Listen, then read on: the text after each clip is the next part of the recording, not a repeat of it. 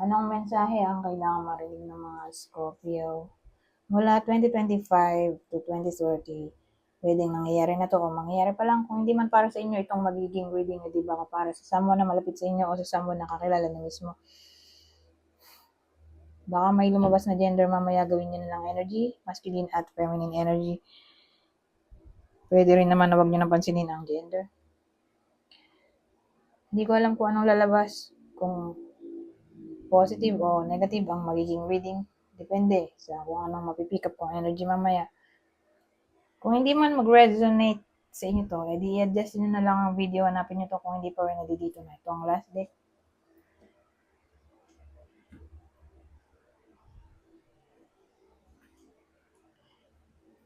Ito pa lang magiging last deck. Okay? Kasi trip ko tong gawing una. Ito na lang unahin ko.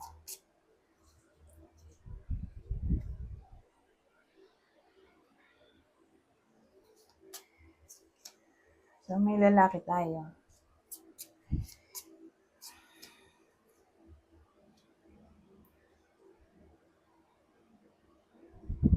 Well, dalawa yung pwedeng mangyari. Either siya yung manliligaw o siya yung liligawan. Okay? So, madaling salita, may magkakagusto o magkakagusto siya sa iba. Sa 5 years na to,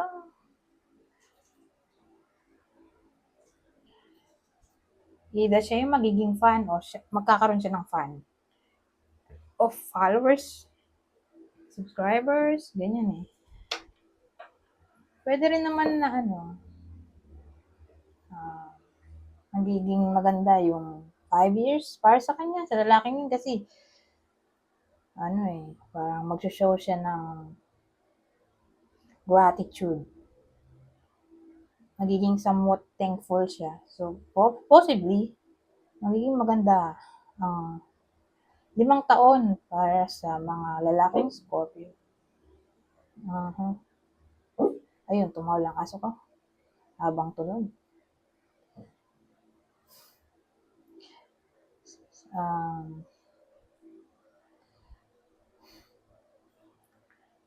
Ewan ko anong blessing matatanggap niya. Pero asahan natin na may matatanggap siyang gift. Particularly, flowers o perfume. Pwede ring damit. Pero yung damit kasi parang trending. Mga trending na damit. Fashionable.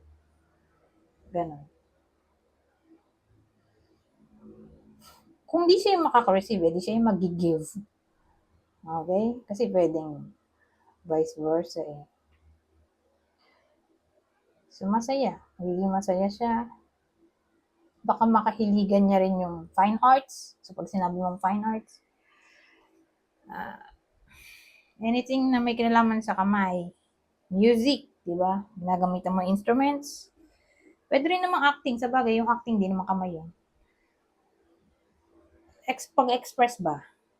Fine arts ay pag-express ng imagination, feelings, thoughts na yung nasa isip mo, i-bring mo sa reality. Ganon. So, acting, painting, drawing, music, ano ba?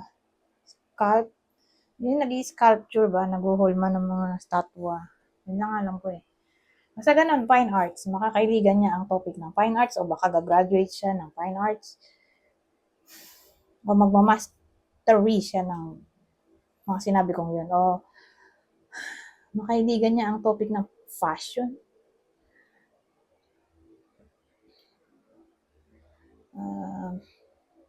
Ano ba? Arts eh. Cooking, di ba yung cooking may arts din yun. Ano mo i-design? Yung pagkain, designing ng damit, pwede pala. Din yung designing, di ba? Pwede rin. Ano pa ba? Decoration? Magiging somewhat artistic siya dito. Anyways, Punta na tayo dito.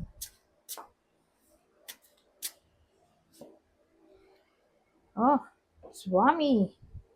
Manghula tayo dito.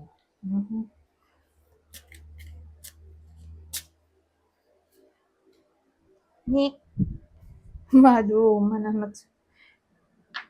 Ang sakit ng ulo ko.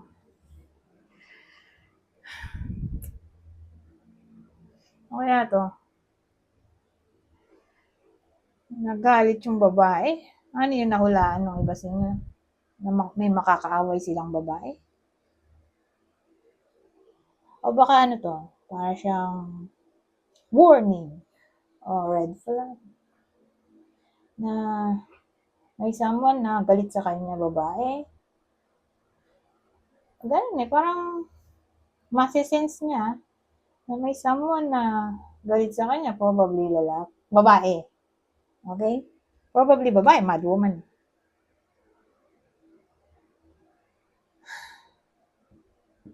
So, ganun. Masisense niya may galit sa kanya yung babae. Sino kaya to?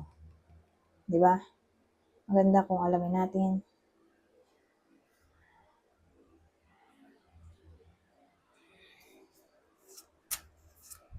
Sabagay, 5 years pa naman to.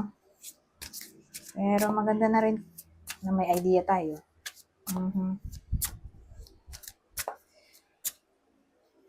Para maiwasan ang problema. So, babae, sino kaya?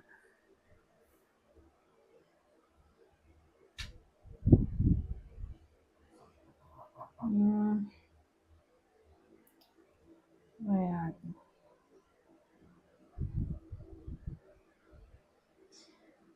Well, someone na malapit sa kanila. Kilala na nila since childhood.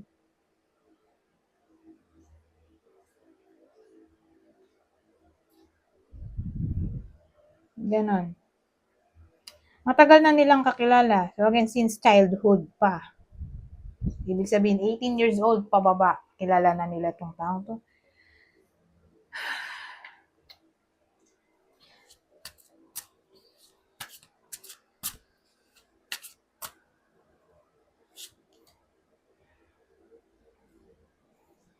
Six na naman. Kaloko.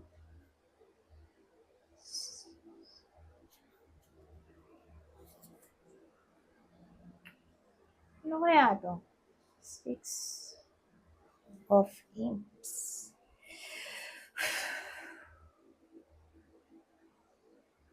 So, sino?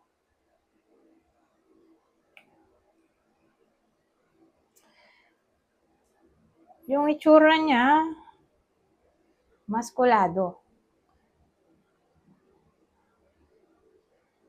Aha.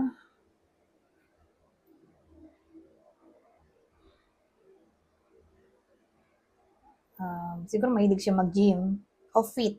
Fit yung body, kung di literal na maskulado. Ay fit. O mahilig siya siguro sa sports. O athletic siguro siya. Who knows? So sabihin natin payat. Payat to muscular, body o fit. Hindi siya mataba.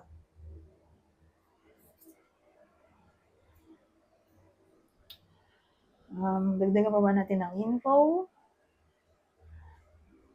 Last na to.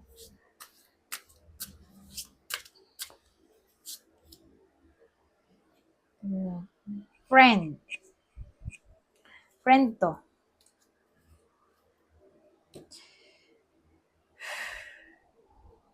So, childhood friend. Aha. So, beware. Bakit kaya?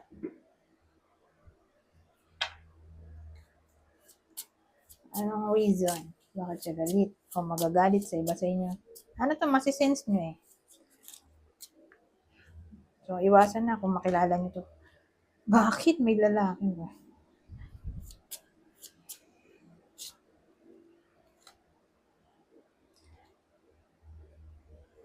Babae yung nagalit eh. Hindi may lalaki tayo.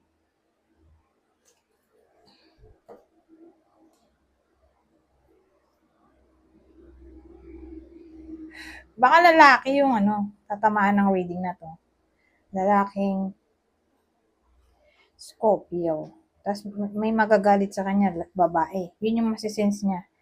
So, sino kaya? Childhood friend. Bakit?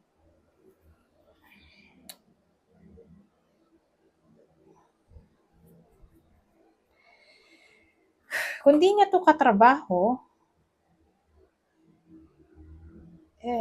baka dahil sa inggit. Maganda kasi work niya. Pwede.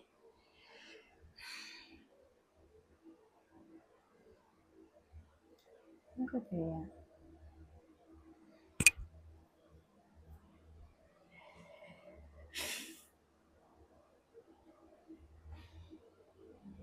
So, again, lalaki yung tatamaan ng reading. Dagdagan nga natin. Dahil confusing.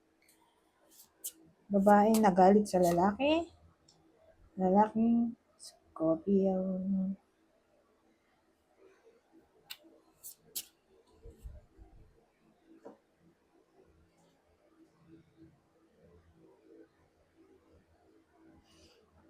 Lalo na kung magiging katrabaho niya tong childhood friend. Sabihin natin kaklase nung elementary, college, tapos naging ka-workmate niya sa future, sa 2025 to 2030, naging magka-workmate for some reason. Nag-collaborate sila, nag-teamwork, o nagtayo ng business. Ingit siguro. O masisense niya na may trouble na dala yung babae. Ewan ko, mag-aaway sila dahil sa career, business, o inggit siguro dahil maganda yung work ng lalaki kaysa sa babaeng to. Mm-hmm. O masisense niya na may ginagawang anomalya yung babae.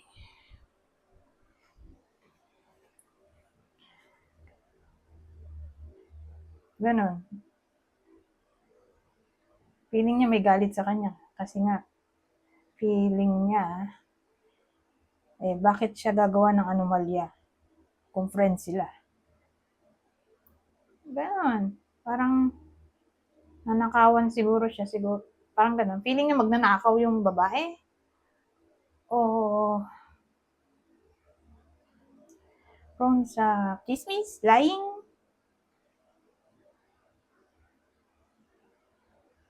o mapagpanggap. Feeling niya ganun. Tapos, mag-aaway sila. O baka, yun ang pinag-awayan. Kaya nagalit yung babae. Nag-accuse tong lalaki. So, ganun ang dating dito. Anyways, mag-advise pa ba tayo? Ito, advice. Sa 5 taon na to, next 5 years ang reading natin. General advice. O extra message. Basahin ko na lang. Today is a brand new day and you are a brand new you. Good luck. Anyways, hanggang dito na lang. Goodbye for now.